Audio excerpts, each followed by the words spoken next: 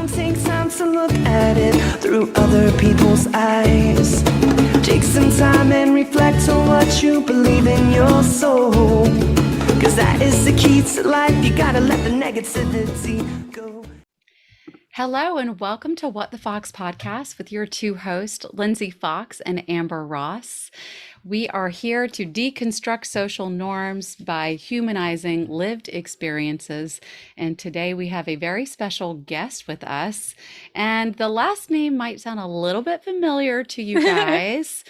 We'd like to introduce you to Miss Sophie Riegel. Amber, would you like to tell us who Sophie is? Absolutely. Sophie, we're excited that you're here with us today. Sophie is a rising senior at Duke University and is a professional author and speaker. After being diagnosed with multiple anxiety disorders, she began speaking all over the country about mental health and mental health stigma. She's written 3 books about her mental health experience and will continue to spark conversations about mental health forever and ever and ever. And we're thrilled to get to talk to you, Sophie. I'm excited to be here. 3 books and Amazing. a senior. No big deal. Just something that you do. I mean, for starters, well, wait a minute. For starters, can you tell us about your most recent book, just the name of it? Because we actually had a previous episode with your mom about this book. Yeah, so my mom and I co-authored a book titled Go to Help, and it's 31 strategies to offer, ask for, and accept help. We wrote it. It came out, I think, just a couple months ago. Oh, it came out on my birthday in January. I'm supposed to remember that, right? That's actually pretty cool, though, that it was on your birthday. Yeah, it came out on my 21st birthday, which was a nice present.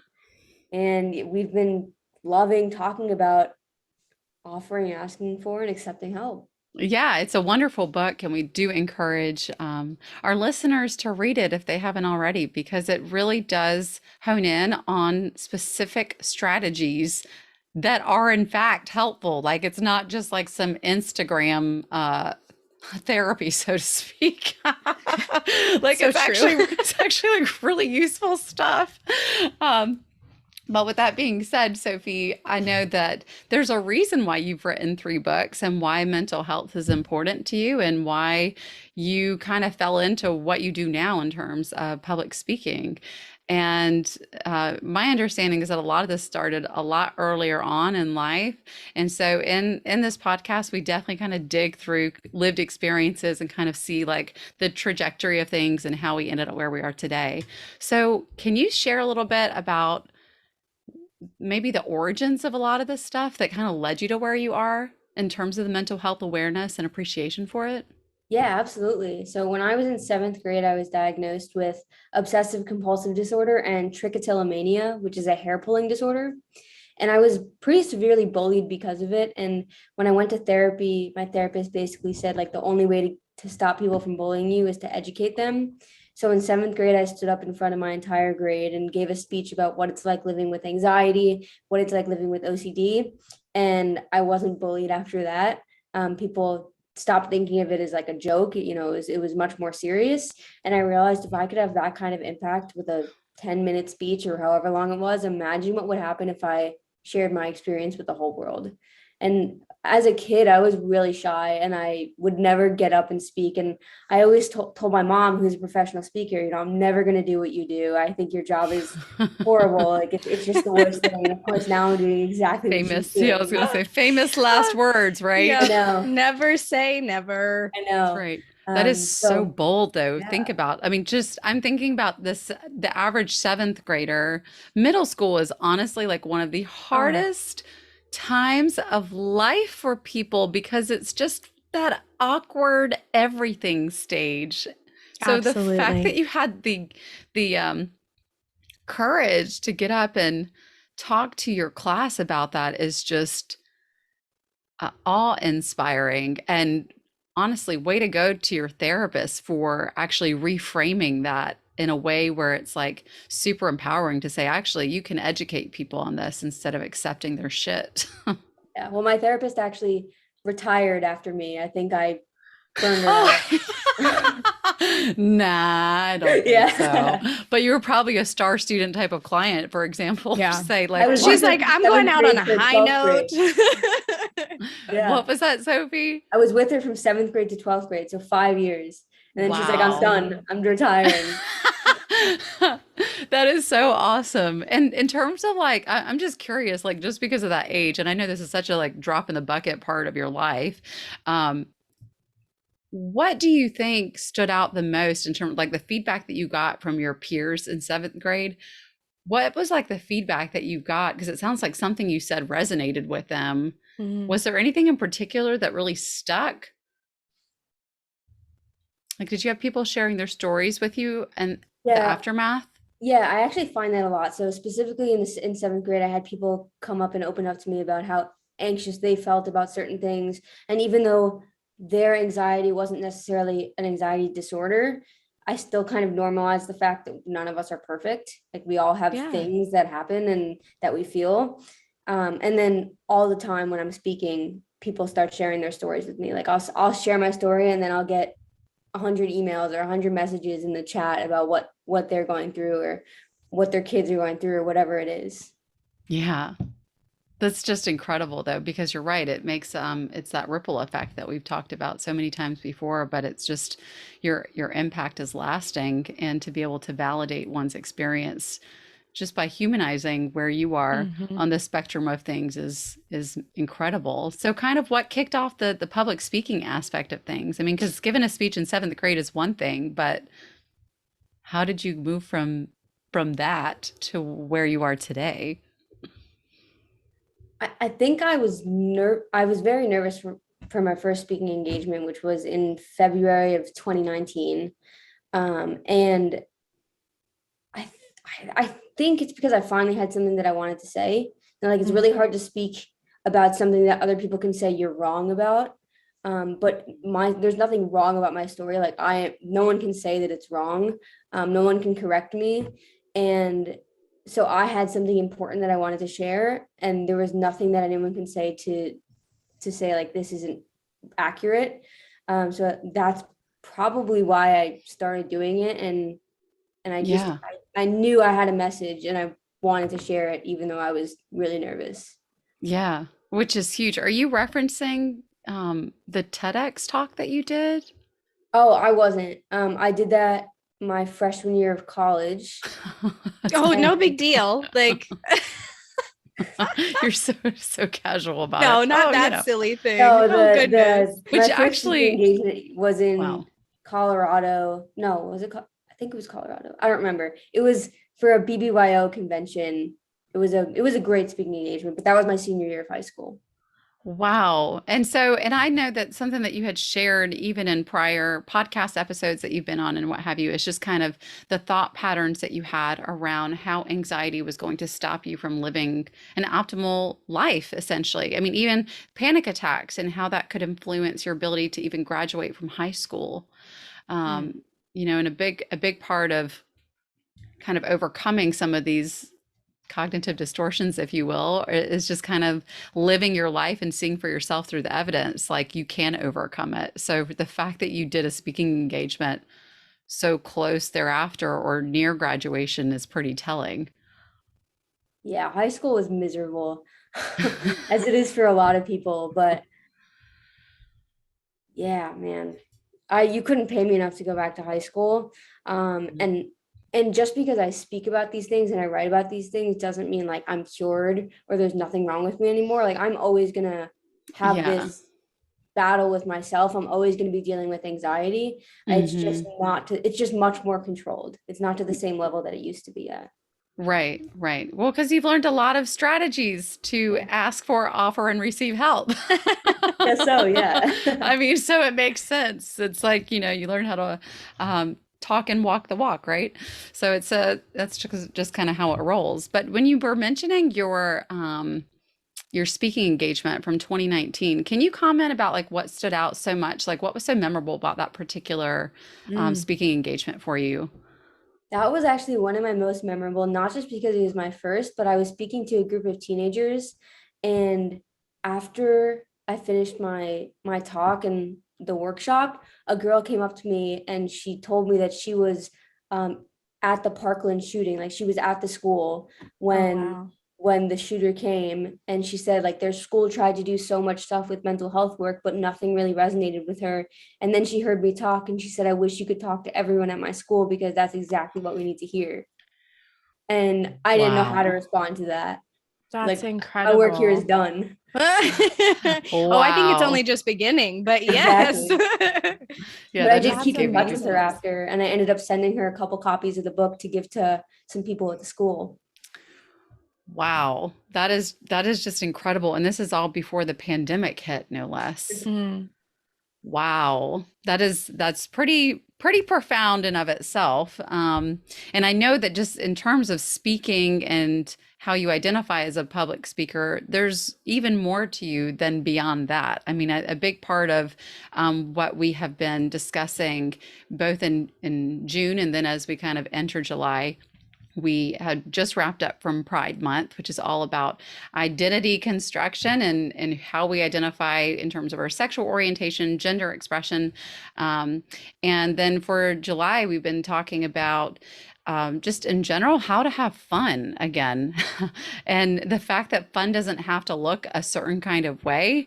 And I do believe that there's a way to blend all these subjects together because, as we've talked, you have been really open about your sexual orientation as well. And I'm wondering if you'd like to comment on any aspect of sort of that identity development as well. Because as I'm hearing you talk about like the transition of like high school being miserable and then kind of like overcoming some fears with anxiety and going into the public speaking realm. Where does your identity construction fall into this timeline? This has been interesting because I guess this is the first time someone's asked me about this, as opposed to assuming. I get a lot of questions like, oh, do you have a boyfriend, blah, blah, blah. And I don't know that I have a label for myself necessarily, but I have a wonderful girlfriend who I've been dating for 3+ years. And she is just incredible. I've been dating her through all of college. And she has really helped me and been so supportive with all this public speaking. And we've been working together with the LGBT community on campus and working with gender inclusive housing and all that sort of stuff. And she's a person you would want on your podcast. She's just incredible. Well, I believe that, and thank you so much for sharing, because you attract like light attracts light type of thing. So it doesn't surprise me to hear that you have a wonderful partner, and thank you for your willingness to just kind of openly chat about it because I think that's just it, is that we are in no place to make assumptions. And labels are, while in our brain we always want to like put things into like a certain category to make sense of it. I just don't, I personally am more in line with your way of thinking in the sense that like you don't really need a label. You just do what you want and enjoy yourself. I'm a whole human being. Like, I'm a speaker, I'm a writer, I have a girlfriend, like I have a twin brother, all these things. And it just all makes up who I am. You can't just say I'm one thing. That's right. There's so much more to you than all that, which is where I'm also thinking about the fun aspect because one thing I did not even hear you mention in those like little classifiers is the fact that you own an amazing thrift shop. And that's also a huge part of like how you spend your time and what you do. Yeah, so what I've been doing for the past year and a half or so, is I've been going to thrift stores and buying undervalued items and reselling them online. And it's been so much fun because for my entire life, I've loved the hunt of it. But at some point, like, I have enough clothes, I have enough shoes. Like, Yep. I know, Lindsay, that's not a problem for you, but I know for me at some point, like, I have enough, but I still love the hunt. So now I'm just hunting for other people and making money. When while did that start? Like, is that something like when did you realize, oh my gosh, I love thrifting and this is so fun?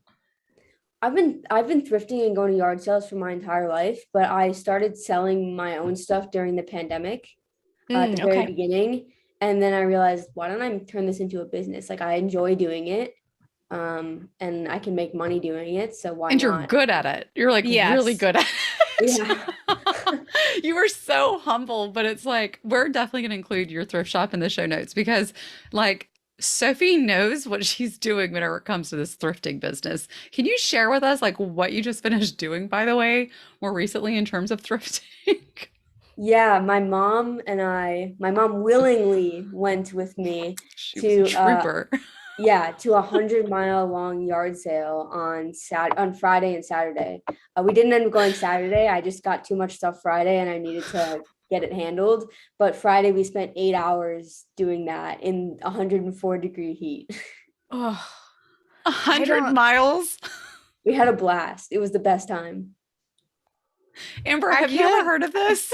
I have never heard of this, and I can't, like, I'm trying to picture overcoming like 100 miles of other people's stuff and like picking through it and trying to find the diamond in the rough, like the thing that is actually worth money. Because I feel like if I were to try to do that, I would pick something up and it would be like complete actual trash and nobody would want it. So I'm enamored and amazed that you can pick through all of that and find things that matter and that like you can sell for money. That's just incredible.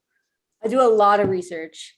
A lot of people are like, oh, should I start doing this? I said, unless you are willing to do the research and the work, you're not going to know how to do this. It's not just going into a store and Yep. picking up any shirt. Yeah, you have like a knack for it. But also, I think this is where bringing in the mental health stuff is actually super relevant as I'm sitting here, like kind of processing this. Is that you mentioned that you have a diagnosis of OCD, which I understand just from some of the clients that I've worked with can be very debilitating in terms of quality of life. But the fact that you kind of picked up on this thrifting pre-pandemic or at the beginning of the pandemic, and then also have this diagnosis at play, which is not always easy to work with and navigate around. I guarantee that this is where an example where a mental health condition actually comes out in a way that really highlights some beautiful strengths because you are probably incredibly detail oriented.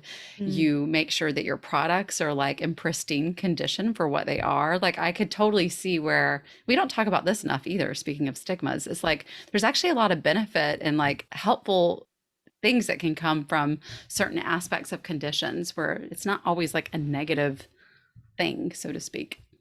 Definitely. I think it does help me. And whatever I do, whether it's my business or my speaking or whatever it is, I have to be aware that this diagnosis comes into play because it would be so easy for me to develop a hoarding issue with this business, or it'd be so easy for me to be so anxious about making a certain amount of money or finding a certain number of products or whatever it might be that it no longer becomes fun. So I just always have to keep that in the back of my mind that this is just a tendency that I have.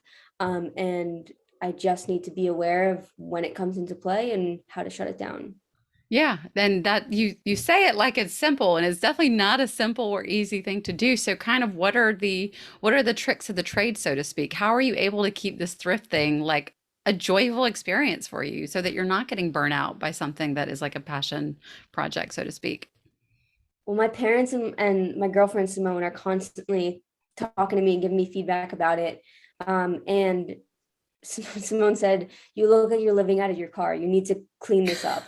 And every couple months she'll say that, and we do a deep clean in my car because I get so overwhelmed with the amount of stuff I have. Yeah. And my dad will help me organize my storage unit. And I have a new rule in place that I can't buy more than I'm selling. So if I sell 70 items a week, I can only buy 70 items the next week. Smart.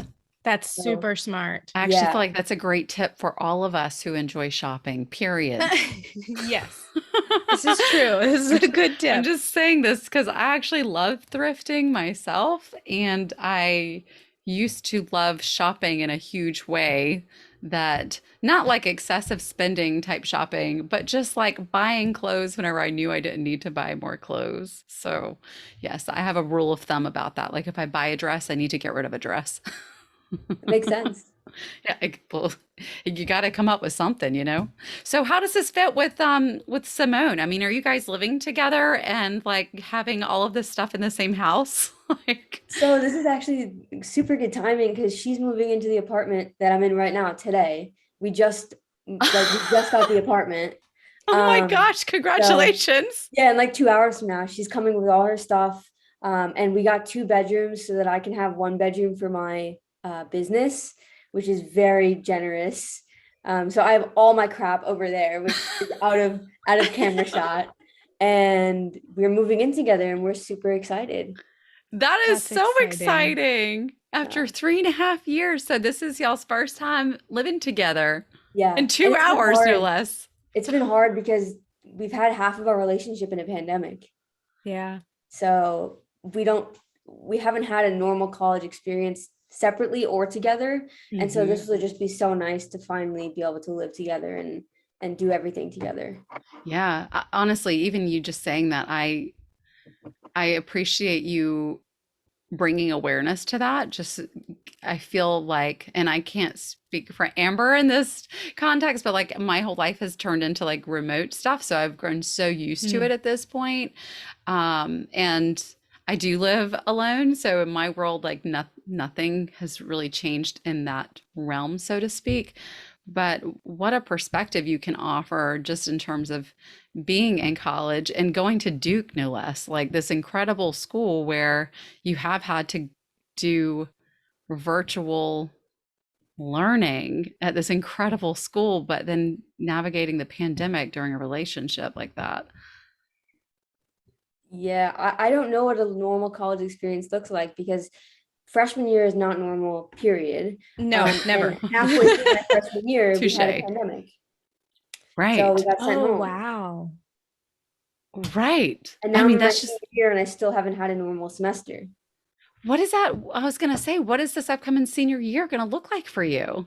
It should be in person, which will be great, but there's still COVID protocols, there's everything. But I'm just excited. I think it's going to be great. I'm just going to make the most of the situation. The only thing that is unfortunate is that because of the pandemic, I don't feel such a strong connection to Duke because Mm. I haven't had all the events on campus. I haven't been able to meet so many people.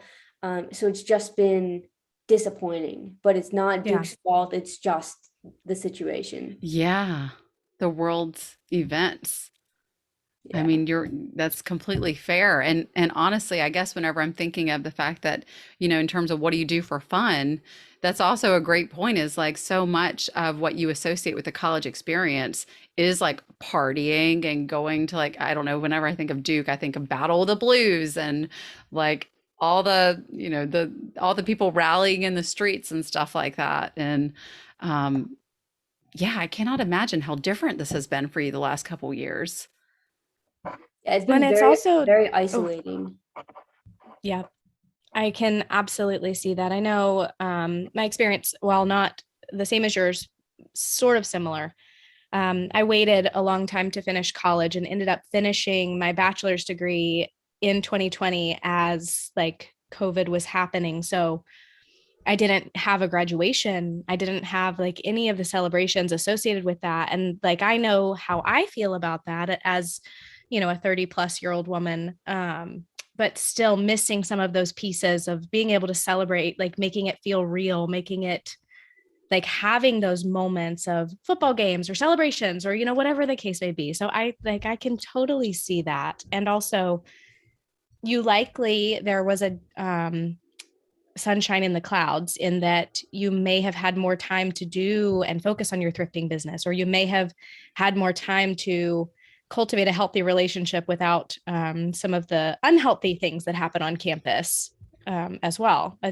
Venturing a guess, not sure if that's the case. No, that totally resonates.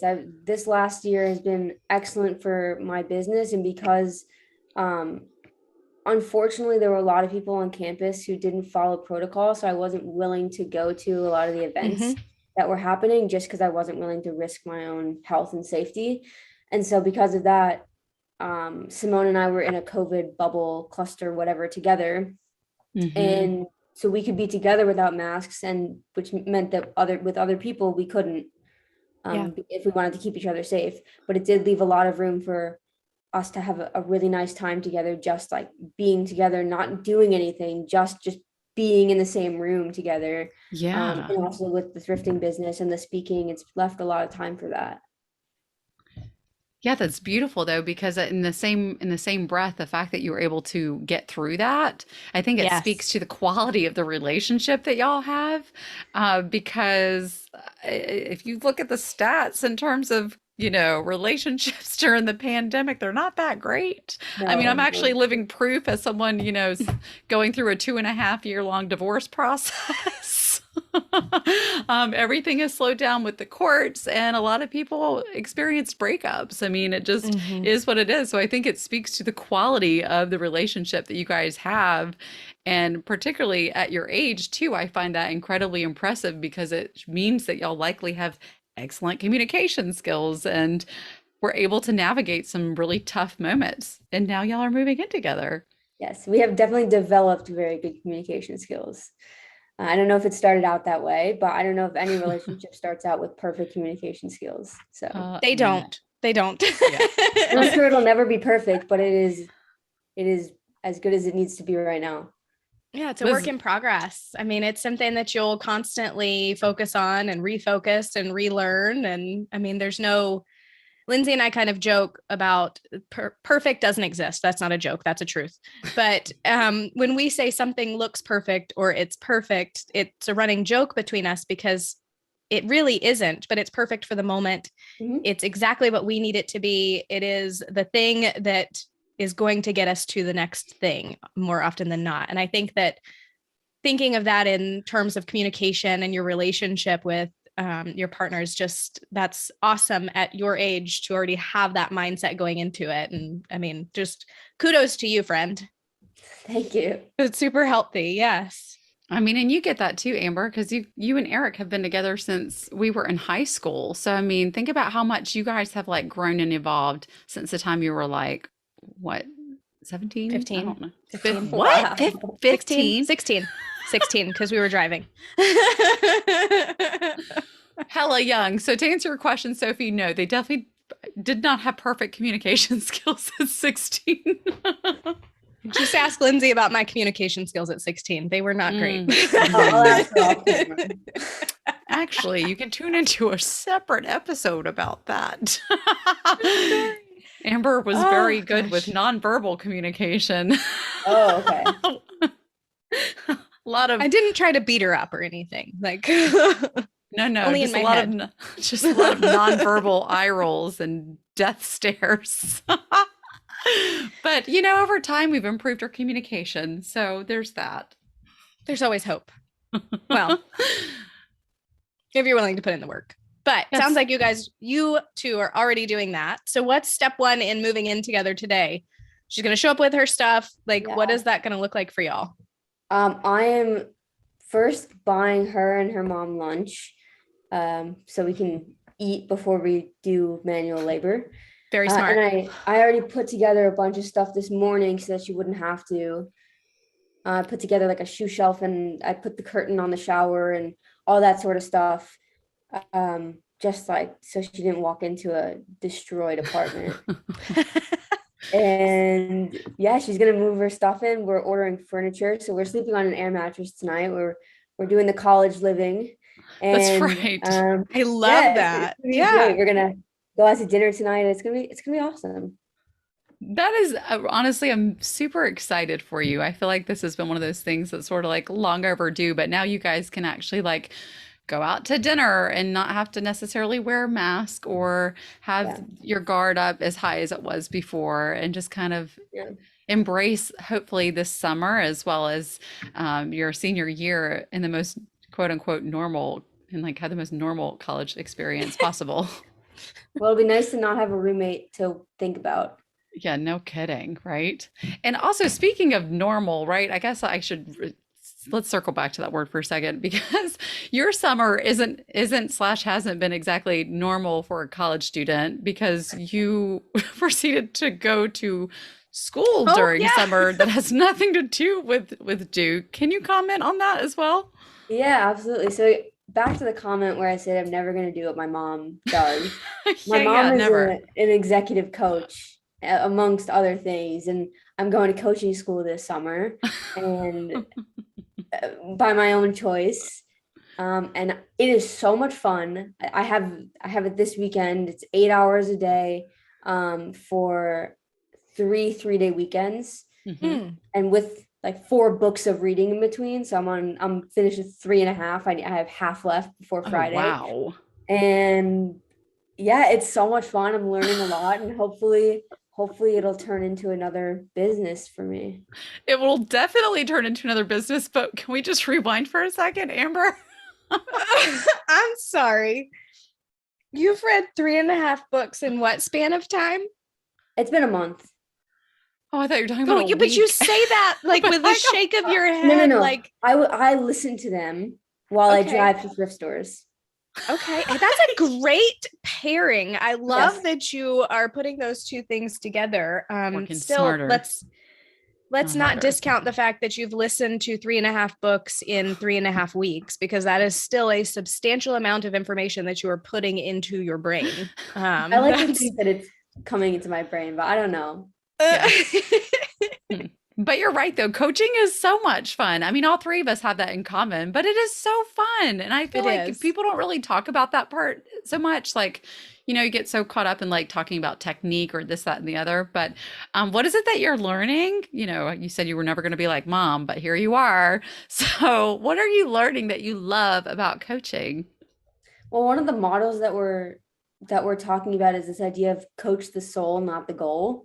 And I think so many Yes. people are so focused on outcome that they forget Mhm. like this is a human being and we need Mhm. to coach the person, not what their plan is. For example, Yes. like if their goal is to make $250,000, once they get there, they're still the same person, That's right? right. Like we want to coach the person so that when they get to their goal, they actually feel different. Yes. Absolutely. Absolutely. It's about the transformation. Yeah. Yes. Right. And so just hitting the end goal. And I think Amber, you can relate to this, especially as a wellness coach, because it's one thing to lose weight, but if you lose weight without doing the heart work, that soul work, you're still going to be battling those demons after you've Mhm. lost all the weight. I mean, Absolutely. And it's one of the things, like, we talk about why power. And it's the why. Like, why is that $250,000 relevant? What is it going to change? What is it going to bring into your life that you don't already have? And similarly with weight loss, what is that goal? How is it relevant to your life? What is it going to change? What does it mean to you? Like, for me, I've lost 101 pounds. For me, that means I get to get on the floor and play with my kids, and I can get back up on my own. Like, it means I can go, and when Hazel asks me to go for a run, I can do it without keeling over. Like, it means that we get to have a good time. We don't have to worry about mommy not fitting into a swing set, or, that I can't do things because of my size. So, like, yes to coaching the soul, not the goal, because that's what it's about. Yeah. But your soul wanted to be a better mother for your kids. And the, Yep. the goal to get there, you had to lose weight. But we're not coaching you on how to lose weight. We're coaching you of what can I do to make myself the person I want to be. Absolutely. yes, The that healthiest me for transformation. a long time, so that I Yeah. can also, like, Mhm. see them graduate and see them, if they choose to get married, if they choose to do whatever. I want to be a part of that. So yes, absolutely. 100%. Absolutely. I do cognitive behavioral coaching. So a lot of that is centered around how your thoughts influence the way that you feel and how that drives your motivation, your actions, your behavior. And I'm sure you're learning all about this stuff. But it is so powerful how our mind can dictate the life that we live. And our self talk becomes our actions and how we identify our place in the world. Mm-hmm. And as you've seen through your speaking engagements, right? Sometimes we just need to share our story, and that's where that ripple effect begins. So I imagine, these things are going to coincide and blend pretty nicely together. So, yes, I absolutely see a future business for you. I'll have a couple businesses running at the same time, which will be good because it means I don't have to find a quote unquote real job because I'm going to be doing what I want, making money, do whatever. I feel like that sounds just like your mom. It does. Well, I was having a little flashback to, I think, our To Deb. conversation with your mom, where she said similar, where she Mhm. didn't want a real job. She wanted to be able to make her job fun, or have fun doing whatever that job was. So yeah. I think you learned that honestly. And I think it goes right back to the labeling. It's like, I think so much of the time we get We get pushed into believing that we have to follow a certain path that society's laid out for us in terms of like going to high school, getting your diploma, going to college, and doing the 4-year track. And honestly, it's like in today's times, unfortunately, it's like, what does a bachelor's degree get you nowadays? And it's just, it's really about like what you as a human being have to Mhm. offer, I think more so than the credentials in today's space, depending on what it is that you're interested in. I mean, so I have a feeling you're going to be able to blend both worlds pretty nicely. Well, I'm lucky that I have parents who are going to support me no matter what I do. And I know it comes from a place of privilege to be able to say, like, I'm going to do what I love and not worry about the money. And I know a Hmm. lot of people can't do that. But there are still a lot of people out there who are just like, I'm going to be a lawyer or a doctor just to make money. Like, this is the way to make Mhm. money. And they're just miserable people. Yeah. Yeah. Well, I mean, frankly, whenever you look at even some of the professions with some of the higher suicide rates, they are incredibly stressful careers where you live to work. There is no balance between, Mhm. your quality of life versus what you're doing for work. And it's very unfortunate, but I think that it depends. It all comes down to, again, whenever I think of our thinking patterns, it's also rooted with identity construction and our value system and how, we receive love. And so I think that you're touching on something really important when you say, I'm really privileged that I have two parents that love me very, very much. And they show that I'm worth loving regardless of what path I choose. So it's not that your productivity equates to self-worth in the way that unfortunately it seems to be the case with a lot of families, Yeah. frankly. And the fact that if whatever I do next doesn't work out, I have somewhere to go. Like, will always have a place to live. My parents will always have money to support me. And I know that's not the case for everyone. So I Hmm. always want to acknowledge that it comes from a place of privilege. Absolutely. I think it's important for you to kind of share that, and it's coming obviously from a really humble place because you recognize that it's a privilege. Not everyone has that privilege, and with your gift of privilege, you're also able to, I believe, create a really widespan ripple effect that is going to help people from all walks of life, regardless of where they are in that spectrum. And so I think it's kind of like the gift that keeps giving in some ways, where you're able to pay it forward. I love that. And I mean, simply, I say simply, but I'm not trying to make it small. The fact that you're using your experience in dealing with the mental health battles and using that to share your story, share your process of overcoming, I think you're going to bring a lot to the coaching world to help empower people to make those similar changes in their lives. They may not look exactly the same, but to see that it can be done, I Mhm. think takes a little bit of the stigma away, and it takes a little bit of the fear away to say, oh, it's not possible. The world says that if I've been labeled as X, Y, and Z, then this is my path. But Mhm. you are proving that that is not the case, and that you can Mhm. use those experiences to pivot and not have to get whatever job society tells you to get, and do something super fun and use your gifts to your advantage. And I think that's just, it's wonderful. That is the human experience. And that's what it's supposed to be, I think. Well, I'm hoping to share those ideas, especially if I coach younger people when they're still making these decisions.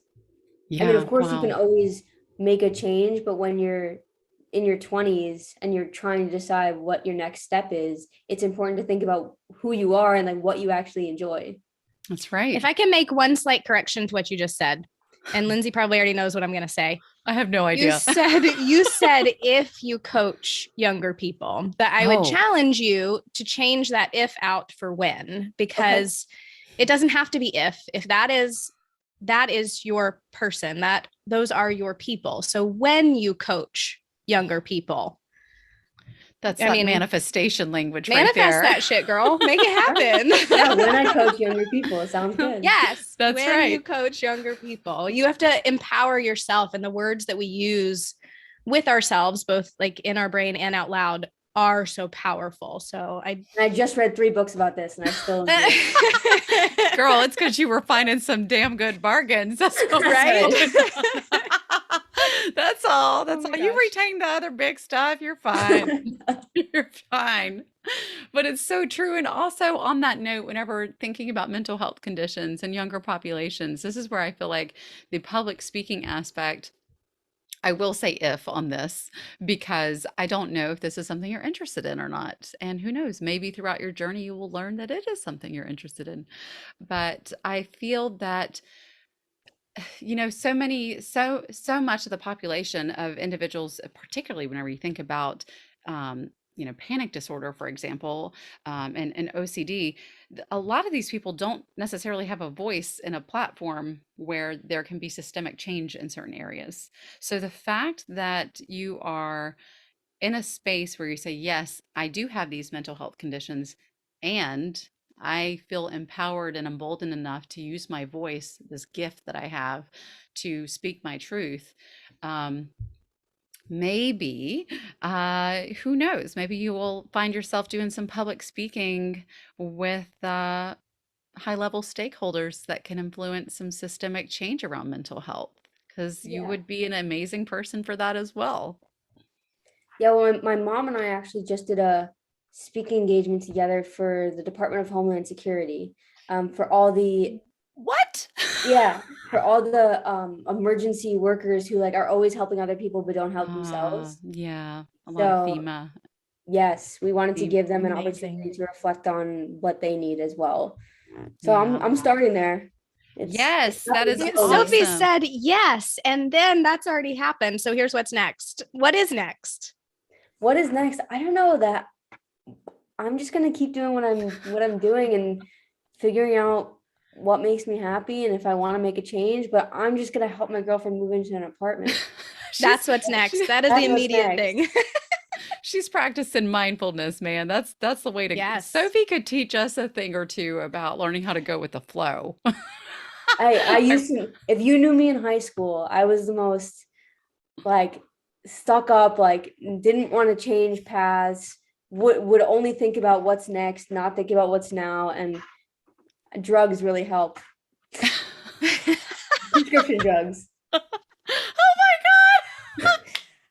Do you make the the Those- designation? prescription drugs insert, as I'm like sitting here saying like, no, you don't, like, you're not a big drinker, you're not a big partier, but drugs are awesome. Yeah, my prescription drugs are great. Disclaimer noted. Yeah. Absolutely. Yes. I mean, that's just it. Like, psychotropic drugs exist for a reason. And when we take them as prescribed for the correct condition, they really can help save our lives and make our lives significantly better. So I don't mean to do a PSA on big pharma here. I've got lots of thoughts on big pharma, but it's like, yes, drugs are good in the right context. Definitely.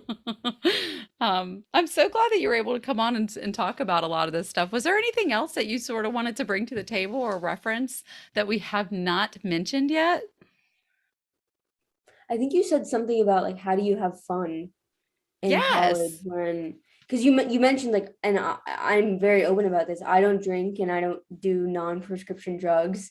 And it's not a typical thing that you hear from a college student. And the same thing, my girlfriend also doesn't do drugs, doesn't drink. We also don't drink coffee, but that's more because of the taste, but that's okay. We save a lot of money on coffee and alcohol, I can tell you that. Absolutely. Yeah, and then you can just go thrifting. Yeah, exactly. But there are tons of ways to have fun without drinking and doing drugs and all those things. And I know it is part of the college culture.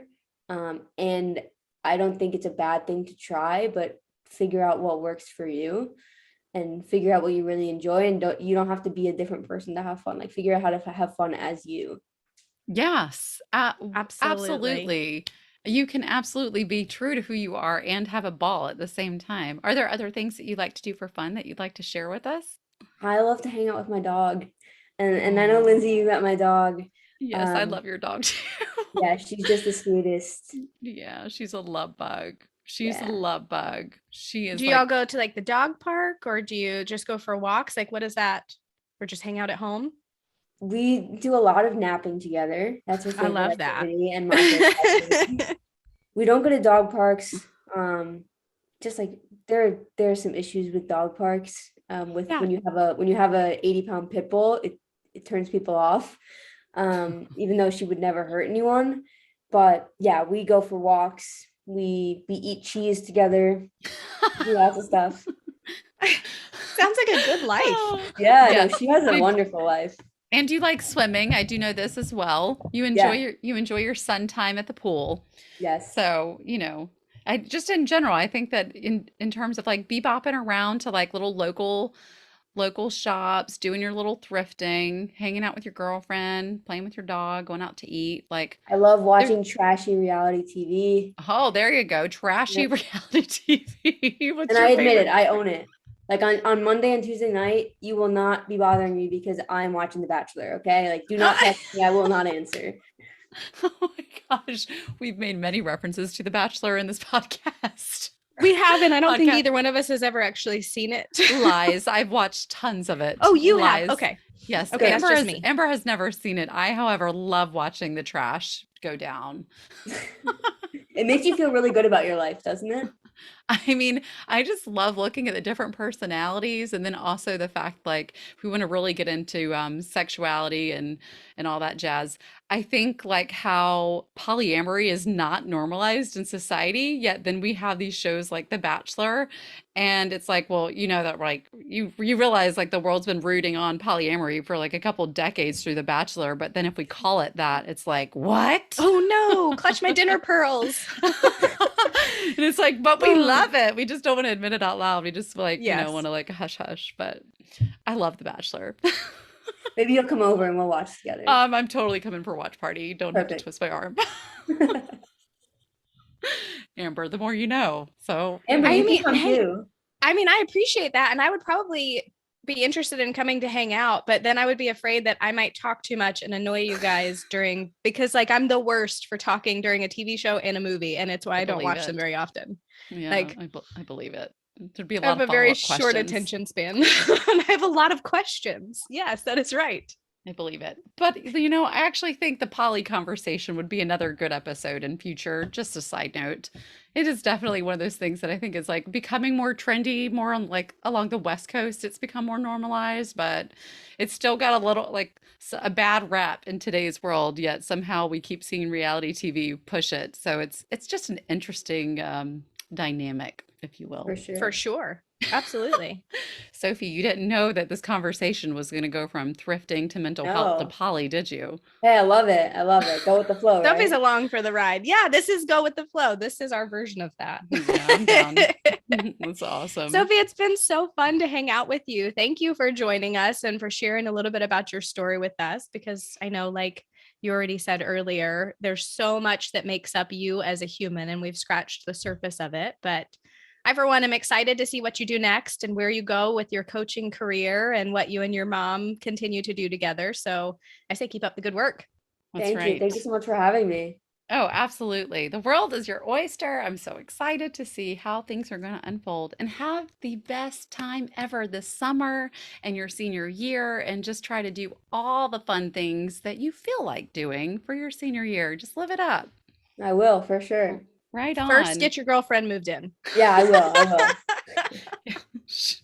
On it. And first you need to eat, right? So like Definitely. priorities here. Awesome.